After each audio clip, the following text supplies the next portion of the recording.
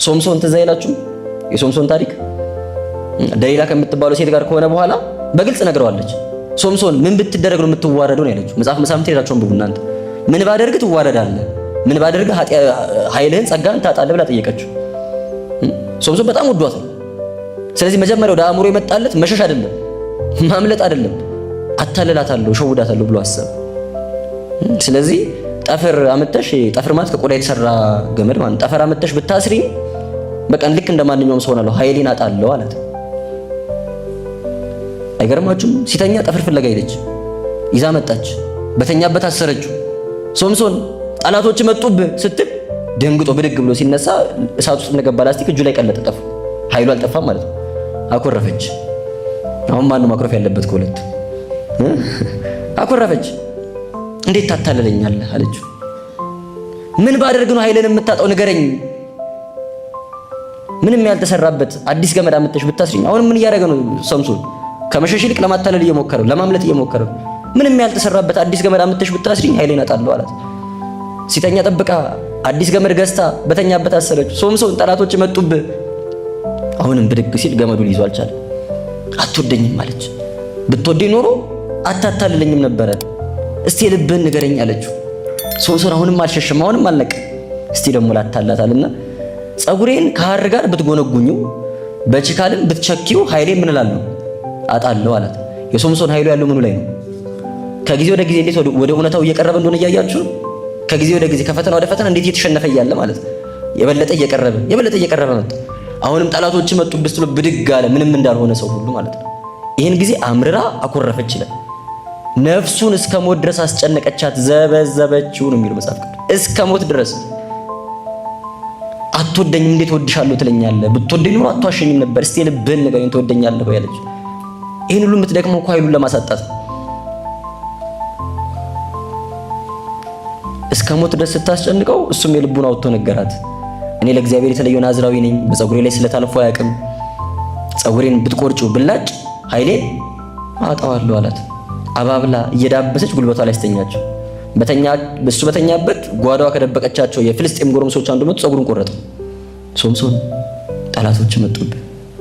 ሶምሶን እነሳለሁ፣ ኃይልን አደርጋለሁ፣ አሸንፋለሁ ሲል ኃይል የለውም። ኃይሉን አጥቷል፣ ጸጋውን አጥቷል፣ ከእግዚአብሔር ርቋል። ይሄኔ እያፌዙ መጥተው ወሰዱት። ሁለቱን አይኖቹን አጠፉበት። ከአህያ ጋር ወፍጮ እያስፈጩ፣ ወፍጮ ታውቃላችሁ አይደል? ወይ ወፍጮ ድንጋይ አሁን በእኛ ዘመን የሚዞረው በምንድን ነው? በሞተር አይደል? አታውቁም? ሞተር ነው የወፍጮን ድንጋይ የሚያዞሩ የሚያሽከረክሩ አይደል? ያኔ ሞተር ስላልነበራቸው በጉልበት ነው የሚያሽከረክሩት ድንጋዩን።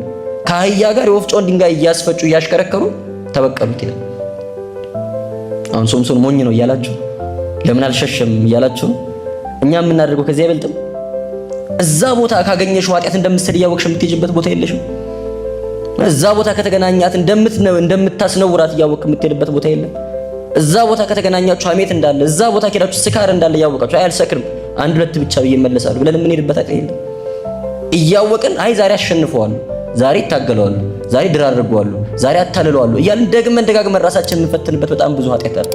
ማምለጥ እያለብን ስላላመለጥ ነው፣ ማሸነፍ እያለብን ስላላሸነፍ ብሎ ካሰበ የማይነሳበት ኃጢአት ይሆናል፣ የማይወጣበት ኃጢአት። በጣም ብዙ ወንድሞቻችን፣ በጣም ብዙ እህቶቻችን የማይወጡበት ጉድጓድ ሆኖባቸው፣ የማይወጡበት ሳይክል ሆኖባቸው ወድቀው የቀሩት በዛ መልክ።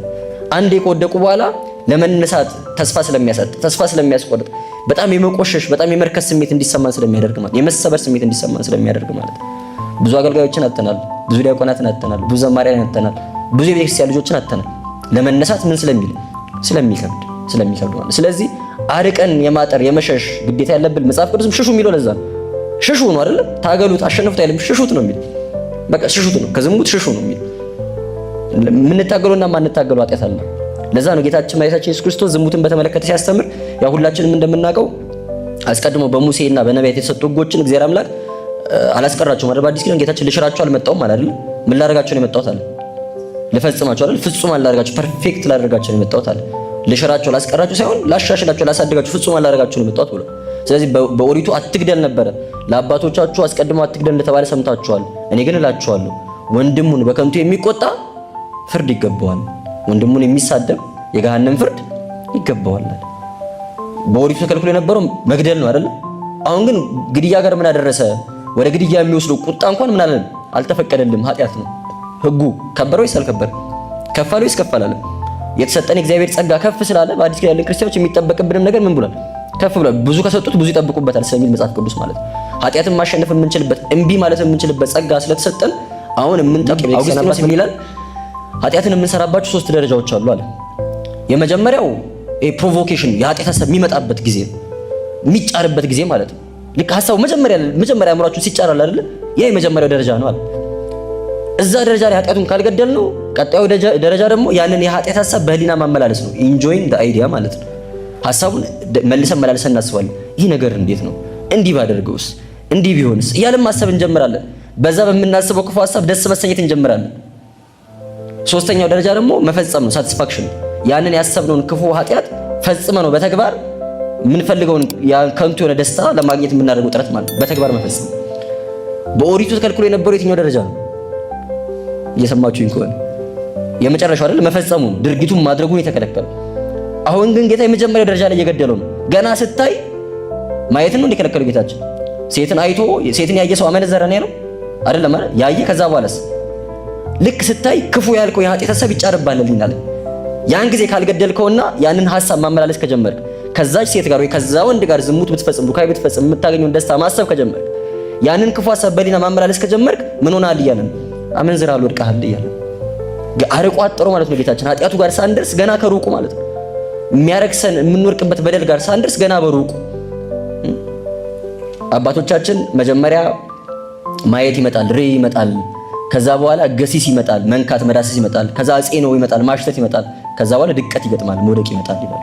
መጀመሪያ ታያለህ፣ ከዛም ቁጭ ብለህ ማውራት፣ መጨባበጥ፣ መነካካት ትጀምራለህ። ከዛ መዓዛ ማሽተት ትጀምራለህ። ከዛ በኋላ ትወድቃለህ።